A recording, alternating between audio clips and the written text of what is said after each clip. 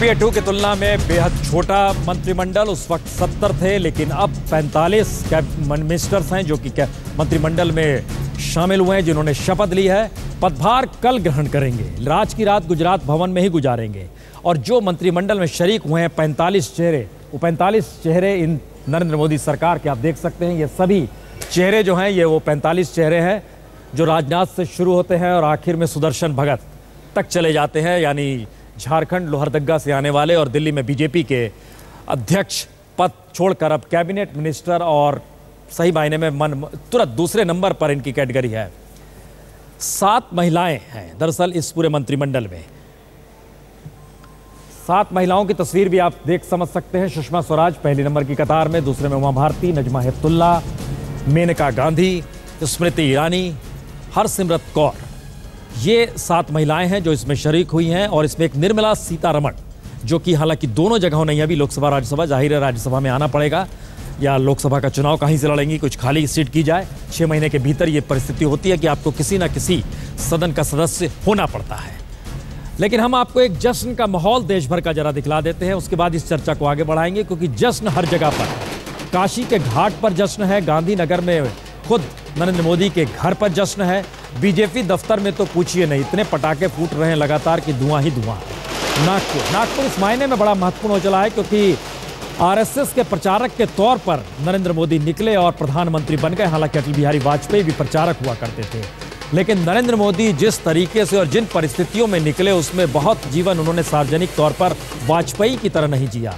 वाजपेयी 1950 के दशक में ही जुड़ गए भारतीय राजनीति के साथ, 1984 में जुड़े राजनीति में बीजेपी के साथ सीधे तौर पर। नरेंद्र मोदी, ये एक अंतर था। वाजपेयी को मान्यता हर राजनीतिक दल के नेताओं के जरिए मिली, चाहे वो इंदिरा गांधी का जिक्र कर ले, राजीव गांधी का, किसी का भी जिक्र कर लीजिए, हर समय उनको एक मान्यता मिली। नरेंद्र मोदी एक ऐसे शासक के तौर पर गुजरात के रहे जहां पे हर तरफ से उनको नकारा ही नहीं गया, खारिज नहीं किया गया, कटघरे में हर मौके पर खड़ा किया गया। तो 2 परिस्थितियां थी 2 प्रचारकों की। एक तरफ ये बात बार बार आती रही कि दरअसल अटल बिहारी वाजपेयी प्रचारक होकर भी मुखौटा हैं क्या, ये एक सवाल था। और एक दूसरा सवाल भी इस दौर में आया, नरेंद्र मोदी भी कहीं मुखौटा तो नहीं है जो संघ प्रचारक के तौर पर देख रहा है। ये सारे सवाल हैं जिसका जवाब लिया जाएगा। लेकिन जिन नेताओं ने शपथ ली उनकी तस्वीर आप देख रहे हैं स्क्रीन पर, राजनाथ सिंह, सुषमा स्वराज, अरुण जेटली, वेंकैया नायडू, नितिन गडकरी, सदानंद गौड़ा, ये सारे के सारे कैबिनेट मिनिस्टर हैं जिन्होंने शपथ ली है। कुल 24 कैबिनेट मिनिस्टर्स हैं। लेकिन मौजूदगी कैसे कैसे थी, हेमा मालिनी, धर्मेंद्र दोनों एक साथ मुंबई से पहुंचे थे, शत्रुघ्न सिन्हा की मौजूदगी, बॉलीवुड से सलमान खान अपने पिता के साथ पहुंचे थे, बप्पी लहरी पुराने अंदाज में ही पहुंचे थे, पूनम ढिल्लों ही पहुंची थी, अनुपम खेर, जाहिर है इनकी पत्नी चंडीगढ़ से चुनाव जीती हैं, तो बहुत ही उत्साह और उल्लास के साथ थे और लगातार इस बात का जिक्र कर रहे थे कि आने वाले वक्त में वाकई इस देश में नया युग देखने को मिलेगा और सब कुछ बदल जाएगा। इसका जिक्र बार बार कर रहे थे अनुपम खेर। तो कहीं बहुत आशा है, बहुत बॉलीवुड को लेकर, बॉलीवुड की बहुत आशा है, दिल्ली को लेकर, दिल्ली की सियासत को लेकर, कॉरपोरेट को बहुत सारी आशा है, इंडस्ट्री इंस्टीट्यूशंस जो हैं वो अपने तरीके से बहुत भरोसा और आशा किए हुए हैं। युवाओं में खास तौर से है कि अब रोजगार पैदा होंगे, क्योंकि 18 से 28 बरस का जिक्र नरेंद्र मोदी ने हर भाषण में ये कहते हुए किया कि दरअसल इस दौर में जो सरकार दिल्ली में बैठी थी उसने इन्हें अंधेरे में ढकेल दिया है। तो सवाल अब रोशनी का है, वो रोशनी कितनी जल्दी दिखाई दे। सोनिया गांधी, मनमोहन सिंह, पी चिदम्बरम, मीरा कुमार। चर्चा शुरू करने से पहले वो दर्शकों को एक बार फिर हम दिखलाते हैं कि दरअसल ये शपथ ग्रहण समारोह में नरेंद्र मोदी ने जो शपथ ली। मैं नरेंद्र दामोदर दास मोदी ईश्वर की शपथ लेता हूं कि मैं विधि द्वारा स्थापित भारत के संविधान के प्रति सच्ची श्रद्धा और निष्ठा रखूंगा। मैं भारत की प्रभुता और अखंडता का अक्षुण्ण रखूंगा।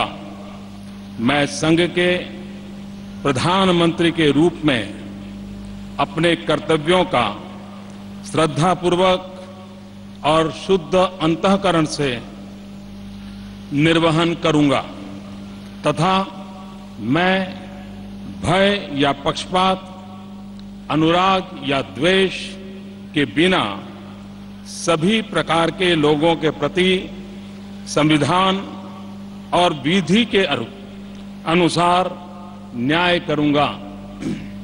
मैं मैं नरेंद्र दामोदर दास मोदी ईश्वर की शपथ लेता हूं कि जो विषय संघ के प्रधानमंत्री के रूप में मेरे विचार के लिए लाया जाएगा अथवा मुझे ज्ञात होगा, उसे किसी व्यक्ति या व्यक्तियों को तब के सिवाय जबकि प्रधानमंत्री के रूप में अपने कर्तव्यों के सम्यक निर्वहन के लिए ऐसा करना अपेक्षित हो, मैं प्रत्यक्ष अथवा अप्रत्यक्ष रूप से संसूचित या प्रकट नहीं करूंगा।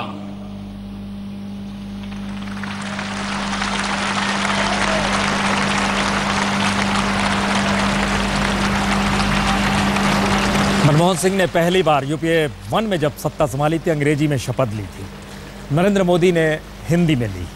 मुश्किल ये नहीं है, दरअसल 45 लोगों में 8 लोग ऐसे थे जिन्होंने अंग्रेजी में शपथ ली, बाकी सभी ने हिंदी में शपथ ली। हम उस सिलसिले को गांधीनगर तक भी ले जाएं, लेकिन जिसका जिक्र कर रहे थे हम जी खाली गंभीर बहस से पहले जी नरेंद्र मोदी का जन्म 17 को हुआ। मतलब मैं ज़्यादा भरोसा नहीं करता, लेकिन अंकों का, चूंकि फिल्म स्टारों के नाम आपने लिए, 8 उनका अंक, 44 मंत्री, आज 26 तारीख 6 और 2 8।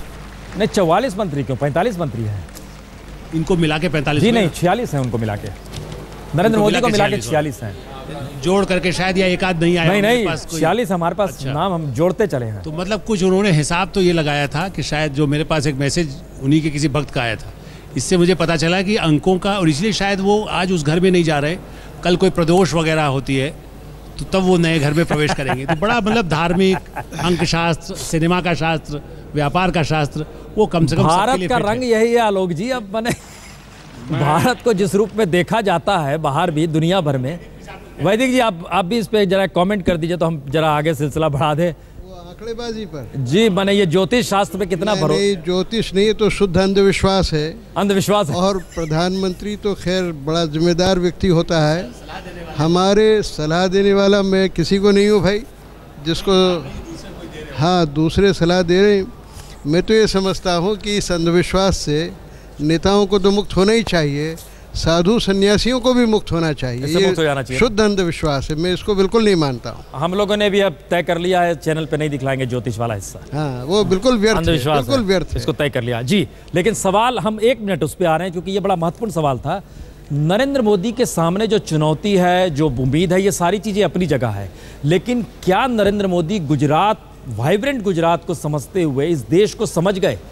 इस जो 3 लाख की यात्रा की समझ चुके हैं क्या इस देश को? इसीलिए वो मिजाज नजर आ रहा था शपथ ग्रहण समारोह। बिल्कुल समझ गए हैं, और इस देश को समझना, जो इतने साल से राजनीति में है, जो संघ में रह करके झोला लटका करके गांव-गांव घूमा है, उससे ये उम्मीद रखना कि वो इस देश को नहीं जानता, मैं समझता हूँ अन्याय होगा।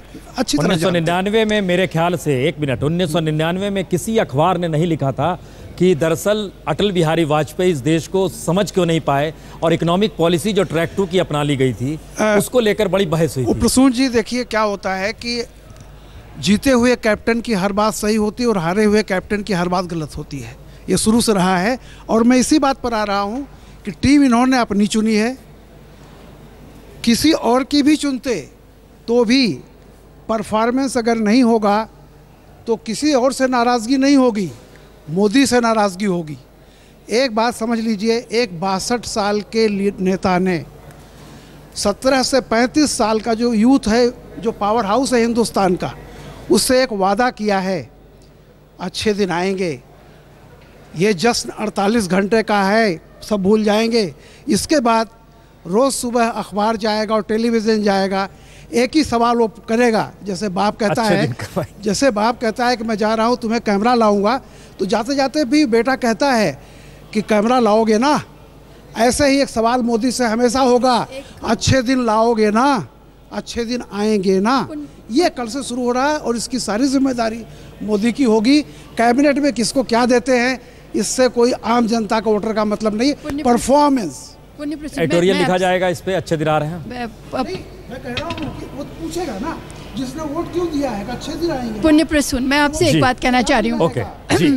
आपसे एक बात कहना चाह रही हूँ कि ये जो कह रहे हैं 17 से 35 साल का जो 18 से 28 उन्होंने जिक्र किया था वैसे हर भाषण में, जो दिल जीता, भरोसा जीता, तो यही आप बिहार की बात कर रहे थे, उत्तर प्रदेश की बात कर रहे थे, यही वो वर्ग है जो ये कहता है कि आपको करना ही होगा।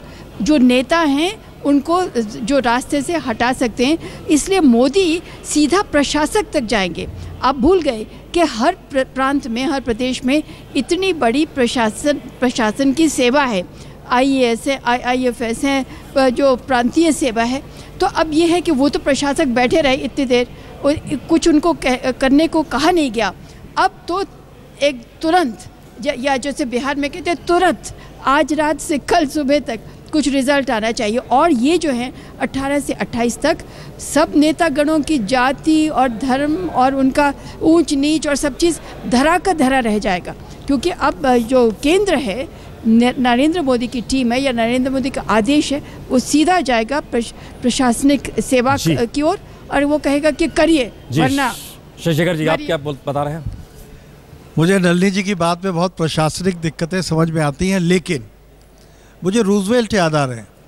नवंबर 1932 में जब उन्होंने हुकूमत संभाली थी तो अमेरिका के हालात लगभग ऐसे ही थे। पड़ोसियों से संबंध खराब थे। 2 साल पहले संसार की सबसे बड़ी मंदी आकर गुजर गई थी। 1 करोड़ 30 लाख लोग लगभग बेरोजगार थे उस समय अमेरिका में। और जब रूजवेल्ट आए थे, शरीर उनका काम नहीं करता था जितना मोदी का काम करता है, लेकिन रूजवेल्ट ने आते ही 100 दिन का एक एजेंडा रखा था। मोदी आज आए हैं, हमें उनकी नीयत पर या किसी चीज़ पर शक करने की ज़रूरत इसलिए नहीं है कि इस देश के करोड़ों लोगों ने उन्हें चुना है। हमें देश के जनमत के साथ जाना चाहिए। हमें उनमें इस समय उम्मीद रखनी चाहिए, क्योंकि देश की अकेली उम्मीद ये सरकार है। इस समय नाउम्मीदी से काम नहीं चलेगा। तीसरी बात, इनका एजेंडा दिखने लग गया है। सार्क देशों को बुलाना किसी ने नहीं सोचा था। अफ़गानिस्तान में हमला हुआ, हेरात में, मनोनीत प्रधानमंत्री थे, उन्होंने वहाँ राजदूत से बात की। उन्होंने जिस तरीके से एक पुराने IB के ऑफिसर का उपयोग किया बहुत से इनपुट जुटाने में, जिस तरीके से उन्होंने इंटेलिजेंसिया का अब तक उपयोग किया, मुझे ऐसा लगता है कि एक स्कीम लेकर ये शख्स भी आया है। रूजवेल्ट आए थे, निराशा थी। द्वितीय विश्व युद्ध को निर्णायक मुकाम पर उस आदमी ने पहुंचाया। तब से लेकर अमेरिका अब तक का संसार का सबसे शक्तिशाली देश है। हमें लगता है तीसरे चौथे नंबर के दावेदार तो हम भी हो सकते हैं इन 5 सालों में। उम्मीद रखिए। हम गांधीनगर चलेंगे, लेकिन एक जवाब अभय जी आपसे चाहेंगे। 18 से 28 बरस इस देश में 25 करोड़ वोटर थे जिन्होंने वोट बीजेपी को दिया है, बीजेपी सत्ता में आई है। इस देश के रोजगार दफ्तरों में 1 करोड़ 70 लाख युवाओं के नाम दर्ज हैं जिन्हें नौकरी चाहिए। कौन सी छड़ी है? क्योंकि हम देख रहे हैं जिनके नाम दर्ज हैं उनके लिए कॉरपोरेट सेक्टर नहीं खुल सकता है। जो टेक्नोलॉजी वाली पूरी पढ़ाई है, हम ये देख रहे हैं गुजरात में जो मंत्र किया गया, उसमें उन लोगों के लिए बिल्कुल नौकरी नहीं थी जो सिर्फ ग्रेजुएट थे। हम जरा समझना चाह रहे हैं कि दरअसल उन युवाओं के भीतर के सपने क्या होने वाले हैं। देखिए, आज सुबह ही कुछ पत्रकारों और राजनीतिक विश्लेषकों के बीच चर्चा हो रही थी, मैं भी वहाँ मौजूद था। तो बात हो रही थी कि मोदी जी जो हैं बड़े बड़े मंत्रालयों को मिलाकर छोटे छोटे मंत्रालय बनाने जा रहे हैं। तो उसी में एक पत्रकार मित्र ने बड़ी मानी खेज बात कही। उसने कहा कि आपका बर्तन छोटा है या आपका बर्तन बड़ा है, इससे कोई फ़र्क नहीं पड़ता। सवाल ये उस बर्तन में परसने आप क्या जा रहे हैं, इससे तय होगा कि आप दरअसल क्या चाहते हैं। देखिए, यूपीए सरकार क्यों हारी, उसका एक सीधा सबसे बड़ा कारण है कि पहले 5 साल में जब ग्रोथ रेट बहुत ज़्यादा था तो रोज़गार नहीं बढ़े। दूसरे 5 साल में रोज़गार बढ़ने का तो छोड़ दीजिए, छिनने लगे जब ग्रोथ रेट गिर 2008 से शुरू हो गया था अंतर्राष्ट्रीय मंदी के बाद से। तो सबसे बड़ी समस्या ये है कि रोज़गार कैसे दिए जाएं। मोदी को 18 से लेके, मैं 35 नहीं कहता हूँ, मैं कहता हूँ 18 से 45 साल के बीच का जो आयु वर्ग है उसने बड़े पैमाने पर, और शिक्षित आयु वर्ग ने, आप अगर जो पोस्ट पोल डेटा है उस पोस्ट पोल डेटा पर निगाह डालें जिसमें पता लगता है किस पार्टी का सपोर्ट स्ट्रक्चर क्या है, उसकी ऊपर निगाह डालें तो उससे स्पष्ट हो जाता है कि ऐसे लोगों ने बड़े पैमाने पर उम्मीद और आसरा हमें लगता है हर किसी को किया जा रहा है। बड़े पैमाने पर नौकरियां तभी पैदा होंगी जब आप इस देश को एक मैन्युफैक्चरिंग जायंट में बदलें। उस मैन्युफैक्चरिंग जायंट को बदलने के लिए जो कारपोरेट जगत है, उस कारपोरेट जगत को मोदी को कहना पड़ेगा कि भाई आपने छवि बदलिए। उसकी आत्म छवि तो ट्रेडर की है, उसकी आत्म छवि तो शॉपकीपर की है, वो बदलना पड़ेगा। अच्छा, एक दूसरी बात जो मैं कहना चाहता था, इशारा कर रहा था एक इशारा कर रहा था, वो है भाषा का सवाल। अगर थोड़ा मौका हो तो मैं उसको बोल दूं, क्योंकि आपने उठाया था कि 8 लोगों ने अंग्रेजी में शपथ ली। हम सब लोग हिंदी की दुनिया से ताल्लुक़ रखते हैं। ऐसे लोग जो, ऐसे मंत्री जो कि हिंदी जगत से नहीं आते हैं, उन लोगों ने भी बड़े साफ लहजे में हिंदी बोली और अच्छे तरीके से बोली। उनका उच्चारण कुछ उन लोगों से ज़्यादा बेहतर था जो हिंदी जगत से आते हैं। तो ये देख के हम लोगों को बड़ी खुशी हुई। लेकिन मुझे देख के थोड़ा सा अफसोस हुआ कि किसी ने भी किसी दूसरी भारतीय भाषा में शपथ नहीं ली। जो लोग तेलुगु में शपथ ले सकते थे उन्होंने अंग्रेजी में शपथ ली, जो लोग कन्नड़ में शपथ ले सकते थे उन्होंने अंग्रेजी में शपथ ली। तो मेरा मानना यह है कि ये जो भारतीय भाषाओं का नज़ारा है, हिंदी का प्रचार प्रसार बढ़ रहा है, वो एक दूसरी संपर्क भाषा संयोग से अंग्रेजी में जो शपथ ले रहे थे उसमें 2 नामों को लेके हमें भी चिंता हुई। उसमें एक नजमा हेपतुल्ला थी और दूसरी मेनका गांधी थी। हमें भी लगा ये दोनों ने अंग्रेजी में क्यों ली। लेकिन बहरहाल हम एक दूसरी स्थिति भी बता दें। हम गांधीनगर जा रहे हैं। कल जन्मदिन है नितिन गडकरी का और पहली बार नागपुर में नितिन गडकरी का जन्मदिन उस कस्तूरचंद पार्क में मनाया जा रहा है जहां पर पॉलिटिकल रैलियां होती थी। ज़्यादा से ज़्यादा लोग आ पाएँ। इससे पहले हमने बेटे का विवाह देखा था, अब कल हम बर्थडे देखने वाले हैं। ये सारी इस देश की स्थिति है। हम गांधीनगर चलते हैं जहां पर हमारे गोपी मनियार मौजूद है। गोपी, बात कीजिए जरा, या जो लोग आपके साथ मौजूद हैं परिवार के। नरेंद्र मोदी ने अभी प्रधानमंत्री पद की शपथ ग्रहण किए हैं और इस वक्त हम मौजूद हैं नरेंद्र मोदी की मां का घर है जो है हीराबा का घर, जहां पे वो अपने छोटे बेटे पंकज मोदी के साथ रहती है। आप देख सकते हैं कि पूरा परिवार ये पूरे जो शपथ ग्रहण समारोह है उसको आज तक के जरिए देख रहा है। लगातार आज तक के जरिए ये देख रहे हैं कि यहाँ पर जो शपथ ग्रहण समारोह है वो देखा जा रहा है और हर जो पल की जो खबर है वो ली जा रही है। हीराबा है वो लगातार आज तक के जरिए उनकी जो लाल है नरेंद्र मोदी, उनका जो शपथ ग्रहण है उसे देख रहे हैं। और परिवार वाले जब नरेंद्र मोदी यहाँ पर आए तो वंदे मातरम, भारत माता की जय जैसे नारे लगाए, साथ ही उन्होंने पटाखे भी तैयार किए और पूरे घर को रोशनी लगाई गई है ताकि जो नरेंद्र मोदी की जो शपथ ग्रहण की खुशी है वो जाहिर कर पाए। आप देख सकते हैं कि परिवार पूरा आज तक के माध्यम से ये पूरा जो शपथ ग्रहण समारोह है उसे देख रहा है। कैमरा पर्सन साजिद आलम के साथ गोपी घांगर, गांधीनगर आज। 16 तारीख को ही बीजेपी के दफ्तर में जो स्थिति थी उसमें होली भी मन रही थी, दिवाली भी मन रही थी। जाहिर है जश्न का मौका था। 10 बरस के बाद सत्ता मिल रही थी और जिस 10 बरस पहले जब सत्ता गई थी तब शाइनिंग इंडिया की बात हो रही थी। इसलिए ये सवाल बहुत अनूठा नहीं है बल्कि बहुत जरूरी है कि सेंट्रल हॉल में जब नरेंद्र मोदी ने भाषण दिया तो उनको इस बात का एहसास था कि शाइनिंग इंडिया का जिक्र नहीं किया जा सकता है। इसीलिए उन्होंने गरीबों की बात की थी, हाशिए पर पड़े तबकों की बात की थी। लेकिन क्या इस दौर में सत्ता आने के बाद बीजेपी के भीतर तमाम नेताओं में यह एहसास रहेगा? ये जिक्र हमने इसलिए किया क्योंकि कल वाकई नागपुर से खबरें आ रही हैं कि कस्तूरचंद पार्क में ऑर्गेनाइज किया गया है कि जन्मदिन मनाया जाएगा गडकरी जी का ओहदा बड़ा है, मंत्री हैं। इस तरीके से हर राज्य में होगा। हालांकि आज दिल्ली में तमाम संवाददाता हमारे हर घर में गए, गोपीनाथ मुंडे के घर गए, बोले यहाँ पर मिष्ठान बन रहे हैं। उन्होंने कहा जी नहीं, गाँव से कुछ लोग आए हैं, रोटियाँ बन रही हैं। तो ये एक कहीं ना कहीं सचेत करने वाली स्थिति भी है कि नेता सचेत रहे। मोहन साय जी, क्या ये भाव, क्योंकि देखिए हम लोगों ने एक चीज़ देखी थी कि अन्ना हजारे के आंदोलन के वक्त एक मैसेज था इस देश के भीतर कि लोग अब सोचने लगे थे कि राजा नहीं है, आप सेवक हैं। यूपी में हम बनारस में जब गए तो हमने पहली बार देखा कि मुलायम सिंह ने अपने नाम के नीचे सेवक लिख रखा था चुनाव प्रचार के दौरान। जो चुनाव उनके कैंडिडेट चौरसिया लड़ रहे थे उन्होंने लिखा था आपका सेवक। कहीं मंत्री का कोई जिक्र नहीं था, हर कोई सेवक हो गया था। तो ये भाव जागा है या ये अब नजर भी आएगा? तो मैं समझता हूँ कि ये नई सरकार है नरेंद्र मोदी की। इस सरकार को, उनके पूरे मंत्रिमंडल को परफॉर्मेंस करना पड़ेगा और डिलीवर करना पड़ेगा। उसके अलावा एक चीज़ उनको बहुत ही ध्यान देना पड़ा, जैसा आपने जिक्र किया कि मोदी ने सेंट्रल हॉल में कहा कि ये सरकार गरीबों की है और मैं गरीबों के लिए काम करूँगा। तो इनके जितने मंत्रिमंडल के सदस्य हैं या बड़े नेता हैं मंत्रिमंडल के बाहर में हैं, उनको ये ताम झाम दिखावा और पैसे का जो कहते हैं वल्गर डिस्प्ले ऑफ मनी, ये सब नहीं करना पड़ा। आपने कहा कि शायद जो नए मंत्री बने हैं नितिन गडकरी, वो बहुत लार्ज स्केल पे अपना जन्मदिन मनाना चाहते हैं। अब ये देखना होगा कि लार्ज स्केल कितना सिंपल है या कितना ऑस्टेंशियस है। तो मैं समझता हूँ कि पब्लिक लाइफ में इनका जो चाल चलन है, कंडक्ट है, वो बहुत ही सादगी से भरा होना चाहिए और तभी इनका जो प्रोग्रेस होगा। क्योंकि कोई जादू का छड़ी है नहीं कि आप नई सरकार बनाए और सारी समस्या हल हुई। तो दोनों चीज़ करना होगा, उनको डिलीवर करना होगा और आम जनता के सामने एक सरकार की छवि, आम आदमी की सरकार की छवि होनी चाहिए और सादगी की। वैद्य जी माइक उठाइए और जरा बताइए, परसेप्शन कितना मायने रखता है अगर आप सादगी के साथ नहीं शासन करते हुए नजर आ रहे हैं? तो सादगी जरूरी है इस समाज के भीतर, देश की जो स्थिति है इस वक्त। ये तो आप बिल्कुल ठीक कह रहे हैं कि सादगी तो तभी से विदा हो गई जब भारत के प्रधानमंत्री तीन मूर्ति हाउस में रहने लगे और भारत के राष्ट्रपति वायसराय या गवर्नर जनरल के मकान, जिसको राष्ट्रपति भवन कहते हैं, उसमें रहने लगे। करोड़ों रुपया रोज इन प्रधानमंत्रियों, राष्ट्रपतियों और मंत्रियों पर हमारी सरकार को खर्च करना पड़ता है।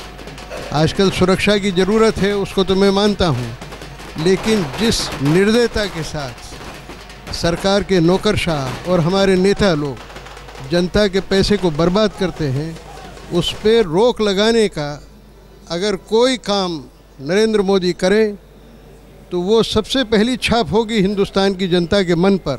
जैसे कि अभी दक्षिण देशों के नेताओं को बुलाया, इसकी एक अच्छी छाप पड़ी। एक चीज़ बताइए, अटल बिहारी वाजपेयी के दौर में हम लोगों ने स्टोरी की थी, संघ के कई नेताओं के पास एयर इंडिया के कूपन पड़े हुए थे, वो उसी में सफ़र करते थे। तो ये तो रोग है ना, ये रोग ऐसा है कि जो सबको लील जाता है। अब देखिए वो BMW कार किसने मंगाई? मनमोहन सिंह जी ने मंगाई। वो तो नौकरशाही रहे, वो तो नेता कभी रहे नहीं। ओके। और रंजन जी आप भी इस पे कमेंट करना चाहते हैं? हम जरा कमेंट ले लें कम से कम। नरेंद्र मोदी ने भी वही कार ले ली। वही कार ले ली, फिर क्या करें? वही कार। और चिट्ठी उन्होंने अंग्रेजी में, नरेंद्र मोदी ने प्रणब मुखर्जी को अपनी नियुक्ति की जो चिट्ठी, अपने प्रार्थना पत्र की मुझे शपथ दिलाइए, वो अंग्रेजी में दी।